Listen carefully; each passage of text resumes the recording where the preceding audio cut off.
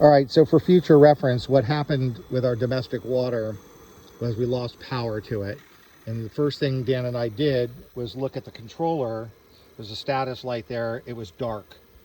And then we went and reset the breakers that are in here a couple of times, didn't do anything.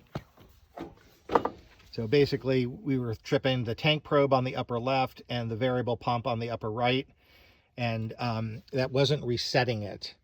So then we came up here and we looked inside this, what Dan calls the Frankenstein. The Frankenstein switch, because it's so fucking god awful ugly in there.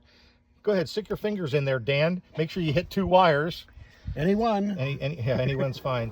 So there's 2 fuses in here. They're supposed to be 30 amp.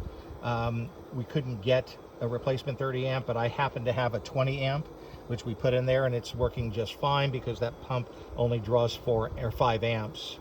So once we threw a multimeter on this and we're not finding 220 volts at the bottom, it was the fuse. So it'd be nice if we could take this box out. We don't need a Frankenstein switch here. We could just run it straight down into that box, which has a main breaker on it.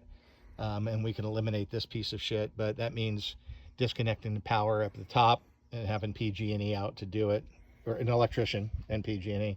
So that's what it ended up being. Fortunately, not that controller, because that's $700. We already replaced that once and didn't want to do it again.